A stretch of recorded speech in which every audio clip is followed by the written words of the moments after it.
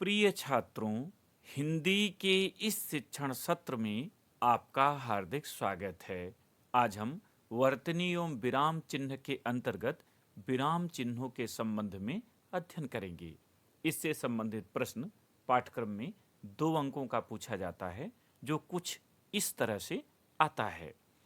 निम्नलिखित में वर्तनी की त्रुटि सुधारते हुए उचित विराम चिन्हों का प्रयोग कीजिए। आचार्य ने कहा, सूरज पश्चिम में डूबता है। 2 अंक इसके लिए निर्धारित हैं। आप ध्यान देंगे कि यहाँ वर्तनी की त्रुटि और विराम चिन्ह दोनों पूछा जाता है। वर्तनी के लिए वीडियो इसके बाद आएगा। आज हम विराम चिन्हों का अध्ययन कर रहे हैं।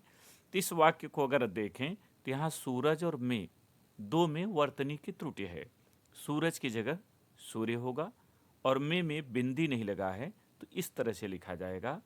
और विराम चिन्हों की बात करें तो यह कथन है, और कथन का नियम है कि वक्ता के बाद कामा और कथन में उद्धरण चिन्ह, जिसे आप इन्वर्टेड कामा कहते हैं, लगाया जाता है दोनों तरफ से। तो इसका शुद्ध रूप हुआ, आचार्य ने कहा सूर्य पश्चिम में डूबता है। अब आइए जाने विराम चिन्ह क्या है। विराम शब्द का अर्थ है ठहराव या रुकना आदि। लेखन कार्य में विराम चिन्हों के प्रयोग से वाक्य आपस में उलझते नहीं हैं, जिससे पाठक सरलता से विचारों को समझ जाते हैं। इस आधार पर हम विराम चिन्ह को परिभाषित कर सकते हैं। भाषा के लिखित रूप में शब्दों और वाक्यों के संबंधों को स्पष्ट करने, विषय वस्तु को सरल एवं बोधगम्य बनाने तथा वाक्य विभाजन को सुस्पष्ट करने के लिए जिन चिन्हों का प्रयोग किया जाता है, उन्हें विराम चिन्ह कहते हैं। विराम चिन्हों के अव्यवस्थित प्रयोग से अर्थ का अनर्थ भी हो सकता है। जैसे यहाँ 3 वाक्य हैं, विचार करें। पहला, रोको मत जाने दो। यहाँ पर विराम चिन्ह का प्रयोग नहीं है, इसलिए अर्थ अस्पष्ट है कि रोका जाए कि जाने दिया जाए, स्पष्ट नहीं हो रहा है। दूसरा वाक्य देखें, रोको कामा है, मत जाने दो। इसका तात्पर्य होगा रोक लो, वह जाने न पाए। और तीसरा, रोको मत जाने दो। रोको मत के बाद कामा है, तो पूरा उच्चारण रोको मत तक होगा, और जाने दो अर्थ होगा छोड़ दो, मत रोको। अर्थात कामा लगने से, जिसे अल्प विराम कहते हैं हिंदी में, अर्थ बदल जाता है। हिंदी में प्रयुक्त होने वाले विराम चिन्हों की संख्या तो कई है, किंतु आपके पाठ्यक्रम में और व्यवहार में जो आपके पास तक आते हैं, वे प्रमुख चिन्ह इस प्रकार से हैं। पहला, अल्प विराम। दूसरा, अर्ध विराम। तीसरा, पूर्ण विराम। चौथा, प्रश्नवाचक चिन्ह। पांचवा, विस्मयादिबोधक चिन्ह। छठा, उद्धरण चिन्ह। सातवां, योजक चिन्ह। आठवां, निर्देशक चिन्ह। नौवां, कोष्ठक चिन्ह। 10वां, हंसपद चिन्ह। 11वां, विवरण चिन्ह। 12वां, संक्षेप चिन्ह। 13वां, लोप चिन्ह। 14वां, तुल्यता सूचक चिन्ह। 15वां, अनुवृत्त चिन्ह। 16वां, अपूर्ण विराम या उपविराम चिन्ह। 17वां, रेखांकन चिन्ह। 18वां, टिप्पणी सूचक चिन्ह। 19वां, स्थान पूरक चिन्ह। और 20वां, समाप्ति सूचक चिन्ह। आइए इनके विषय में थोड़ी थोड़ी जानकारी प्राप्त कर लें। पहला, अल्प विराम। ये अंग्रेजी में कामा कहा जाता है। अल्प विराम का अर्थ है थोड़ी देर के लिए रुकना या ठहरना।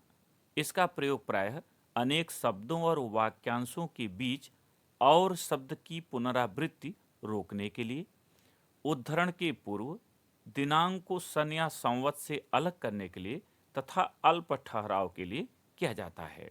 जैसे राम, मोहन, सोहन और श्याम घर गए। यहाँ राम, मोहन, सोहन, इन सब के बीच बार बार और न लगाकर कामा, जिसे अल्प विराम कहते हैं, का प्रयोग किया गया है। महर्षियों ने कहा है पानी अमृत है, इसे बर्बाद मत करो। यहाँ महर्षियों ने कहा है के बाद आप देख रहे हैं अल्प विराम लगा हुआ है, क्योंकि उसके बाद उद्धरण है। 12 दिसंबर 2020, यहाँ 12 दिसंबर को सन से अलग करने के लिए अल्प विराम का प्रयोग किया गया है। दूसरा, अर्धविराम। इसमें ऊपर एक बिंदु और नीचे कामा बना होता है। एक वाक्यांश को दूसरे वाक्यांश से अथवा एक शब्द समूह को दूसरे शब्द समूह से अलग दिखाने के लिए तथा अनेक उपाधियों को एक साथ लिखते समय अलगाव प्रदर्शित करने के लिए अर्धविराम का प्रयोग किया जाता है।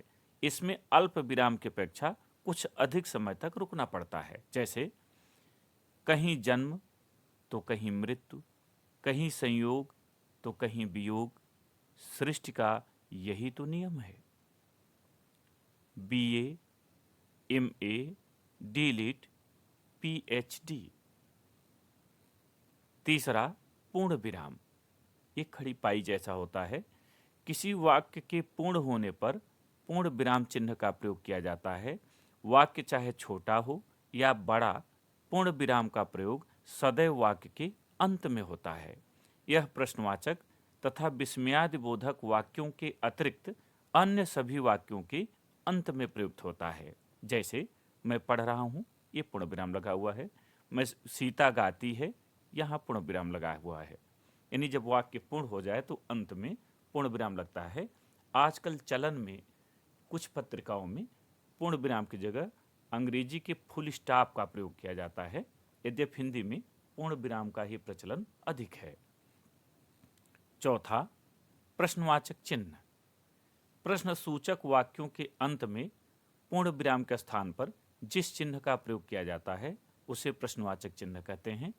प्रायः कौन, क्या, कब, कैसे, कहाँ, क्यों, किस लिए आदि का प्रयोग रहने पर प्रश्न पूछने का भाव व्यंजित हो तब वाक्यांत में प्रश्नवाचक चिन्ह प्रयुक्त होता है। जैसे तुम क्या कर रहे हो, यहाँ प्रश्नवाचक चिन्ह लगा है चूंकि प्रश्न पूछा जा रहा है। आप कहाँ रहते हैं, दादाजी कब आएंगे, इन सभी में प्रश्न पूछने का भाव व्यक्त हुआ है, इसलिए यहाँ प्रश्नवाचक चिन्ह का प्रयोग हुआ है। पांचवां, विस्मयादिबोधक चिन्ह। इसे संबोधन चिन्ह भी कहते हैं। हर्ष, विषाद, विस्मय, घृणा, आश्चर्य, करुणा, भय आदि भावों की अभिव्यक्ति जिन वाक्यों द्वारा होती है उनके अंत में विस्मयादिबोधक चिन्ह का प्रयोग किया जाता है। जैसे वाह, मजा आ गया, हे राम, सबका कल्याण करो, हाय, वह मर गया। ध्यान रखिए कि जहां व्यक्त होता है वहीं लगा दो। वाह के बाद ये जो चिन्ह लगा है ये विस्मय चिन्ह है, विस्मयादिबोधक चिन्ह है। हे राम के बाद यहाँ आप देखेंगे विस्मयादिबोधक चिन्ह लगा है। हाय के बाद यानी जिन शब्दों से वह प्रकट होता है उनके अंत में विस्मयादिबोधक चिन्ह लगा दिया जाता है।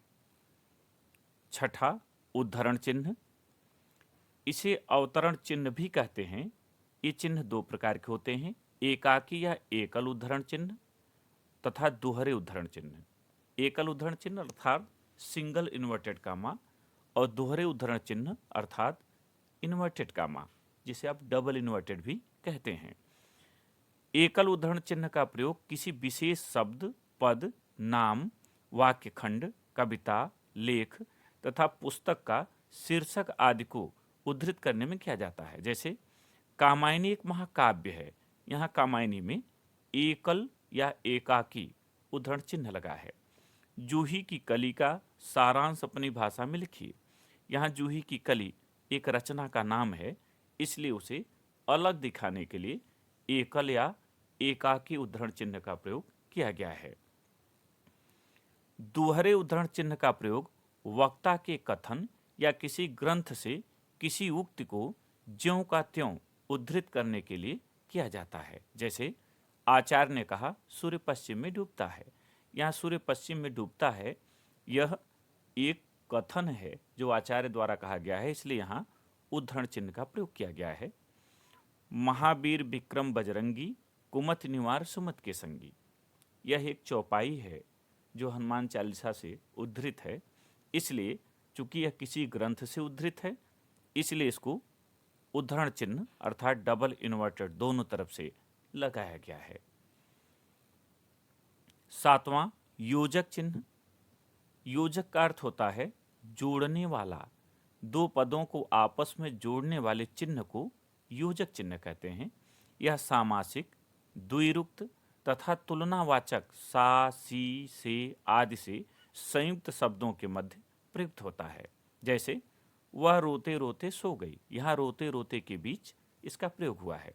जय पराजय सामासिक पद है, जय और पराजय के बीच में प्रयुक्त हुआ है। चांद सी सूरत, यहाँ देखेंगे चांद सी, सा सी से ये तुलनावाचक है, तो यहाँ पर भी योजक चिन्ह का प्रयोग हुआ है। आठवां निर्देशक चिन्ह, यह आकार में योजक चिन्ह से कुछ बड़ा होता है। इसका प्रयोग संवादों को लिखने, उदाहरण देने के पहले अथवा लघु शीर्षक के पश्चात किया जाता है। जैसे रमेश तुम कहाँ जा रहे हो। नारी मनोविनोद की सामग्री समझी जाए उचित नहीं, यहाँ आप देख रहे हैं ये निर्देशक चिन्ह है। फिर पूछो न, लगे टप टप आंसू गिराने, यहाँ पूछो न के बाद जो ये लंबी रेखा है यह निर्देशक चिन्ह है। यानी कोई बात व्यक्त हो रही हो, आगे उसका विस्तार हो, तो निर्देशक चिन्ह का प्रयोग किया जाता है। नवां कोष्ठक चिन्ह, किसी शब्द, वाक्यांश या कथन को सुस्पष्ट करने के लिए तथा विषय विभाग में क्रम सूचक अंकों के साथ एवं नाटक आदि में हाव भाव को स्पष्ट करने के लिए कोष्ठक चिन्ह का प्रयोग किया जाता है। जैसे मेरी पुस्तक निर्धन के धनराम छप रही है, यहाँ निर्धन के धनराम एक किताब का नाम है, इसलिए उसे कोष्ठक से अलग किया गया है। संज्ञा के तीन भेद होते हैं, व्यक्तिवाचक संज्ञा, जातिवाचक संज्ञा और भाववाचक संज्ञा। यहाँ तीनों को क्रम दिखाने के लिए 1 2 3 1 2 3 इन्हें अलग अलग कोष्ठक में घेरा गया है। उपाल, भगवान बुद्ध के चरणों में सिर रखते हुए प्रणाम भगवान। यहाँ पर भगवान बुद्ध के चरणों में सिर रखते हुए को कोष्ठक से अलग किया गया है, क्योंकि वह कार्य करते हुए उन्होंने प्रणाम कहा। ध्यान रखिएगा, जहाँ एक से अधिक की जरूरत होती है वहाँ छोटा, मझला और बड़ा तीनों कोष्ठक का प्रयोग होता है। जहाँ पर केवल एक ही बात अलग करनी है वहाँ छोटे कोष्ठक का ही प्रयोग होता है। 10वां हंस पद चिन्ह, इसे त्रुटिबोधक चिन्ह भी कहा जाता है। लेखन कार्य में जब भूलवश कोई शब्द छूट जाता है तब उस स्थान पर हंस पद चिन्ह लगाकर सही शब्द को पंक्ति के ऊपर लिख दिया जाता है। जैसे पति के मृत्युपरांत नारी संसार अंधकारमय हो जाता है। वाक्य पढ़ के लगता है कि इसमें कुछ छूटा है। क्या छूटा है? का। तो यहाँ हंस पद चिन्ह लगा दिया गया और ऊपर लिख दिया गया का, तो हो गया पति के मृत्युपरांत नारी का संसार अंधकारमय हो जाता है। इसी तरह स्वतंत्रता हमारा अधिकार है, थोड़ा अधूरा लग रहा है, तो यहाँ हंस पद लगाया गया और ऊपर लिखा गया जन्म सिद्ध। वाक्य हो गया स्वतंत्रता हमारा जन्मसिद्ध अधिकार है। यानी कहीं कुछ छूट जाए लिखते समय तो नीचे हंस पद चिन्ह लगा करके ऊपर उसे लिख दिया जाता है। विवरण चिन्ह, किसी पद की व्याख्या करने या किसी कथन को विस्तार देने तथा पत्र में विषय एवं द्वारा के बाद विवरण चिन्ह का प्रयोग किया जाता है। जैसे रूपांतर की दृष्टि से शब्द दो प्रकार के होते हैं, विकारी एवं अविकारी। विवरण चिन्ह है क्या? तो दो बिंदी और इसके बाद एक रेखा, ये विवरण चिन्ह है, अर्थात इसके बाद जो बात कही जाएगी उसको विस्तार दिया जा रहा है। द्वारा के बाद द्वारा वर्ग शिक्षक महोदय, या विषय के बाद विषय एक सप्ताह के अवकाश हेतु, यहाँ विवरण चिन्ह का प्रयोग किया गया है। ये द्वारा और विषय ये दोनों पत्र में होते हैं। संक्षेप चिन्ह, इसे लाघव चिन्ह भी कहते हैं। शब्दों, नामों या उपाधि के संक्षिप्त रूप के साथ इसका प्रयोग होता है। जैसे महेश राजनीति शास्त्र में MA है, यहाँ जो MA लिखा है इसके बाद जो जीरो लगा हुआ है, जीरो जैसा लगा हुआ है, शून्य जैसा लगा हुआ है, यही है संक्षेप चिन्ह, जिसे लाघव चिन्ह भी कहते हैं। पंडित नेहरू स्वतंत्र भारत के प्रथम प्रधानमंत्री थे। यहाँ पंडित को संक्षेप में लिखने के लिए संक्षेप चिन्ह का प्रयोग किया गया है, इसलिए पूरा पंडित यहाँ लिखने की आवश्यकता नहीं पड़ी है। लोप चिन्ह, इसे अपूर्ण सूचक चिन्ह भी कहते हैं। लेखन कार्य में जब कुछ वाक्य या शब्द छोड़ दिए जाते हैं तब वहां लोप चिन्ह का प्रयोग किया जाता है। जैसे अरे अभी तक तुम, यहां देख रहे हैं डाट डाट का निशान लगा हुआ है, इसका मतलब आगे कुछ कहना चाह रहे हैं लेकिन कहा नहीं गया, छोड़ दिया गया उसे, इसलिए इसका प्रयोग हुआ है। या हे चिर महान, यहां देख रहे हैं गुणित का निशान आपको दिखाई दे रहा होगा, सुख से विरक्त दुख में समान नीचे है, ऊपर है हे चिर महान, इसका मतलब इस कविता की बीच की पंक्तियों को छोड़ दिया गया है और वह दिखाने के लिए यहाँ ये निशान बनाया गया है। इसलिए लूप चिन्ह डाट डाट के तरह बिंदी जैसा या गुणित गुणित के निशान जैसा दोनों तरह से लगाया जाता है। तुल्यता सूचक चिन्ह, समानता प्रकट करने के लिए तुल्यता सूचक चिन्ह का प्रयोग किया जाता है। यह बराबर की तरह होता है, जैसे एक साल बराबर 12 माह या तुल्यता सूचक चिन्ह। साक्षात्कार बराबर प्रत्यक्ष दर्शन, यानी जिसे हम बराबर कहते हैं वही साहित्य में तुल्यता सूचक चिन्ह कहा जाता है और इसके दोनों तरफ की चीजें किसी मामले में बराबर होती हैं, ऐसा यह बोध कराता है। अनुवृत्ति चिन्ह, अब देख रहे हैं दोनों ऊपर, इस जो डबल इन्वर्टेड होता है उसी का एक रूप है। लेखन कार्य में जब किसी शब्द को ठीक नीचे की पंक्ति में बार बार लिखना हो तब वहां अनुवृत्ति चिन्ह का प्रयोग किया जाता है। जैसे श्री रमेश कुमार, अब नीचे उमेश कुमार, सुरेश कुमार के नीचे भी श्री लिखना है तो बार बार श्री न लिख करके यहाँ इस चिन्ह का प्रयोग कर दिया गया, इसको अनुवृत्ति चिन्ह कहते हैं।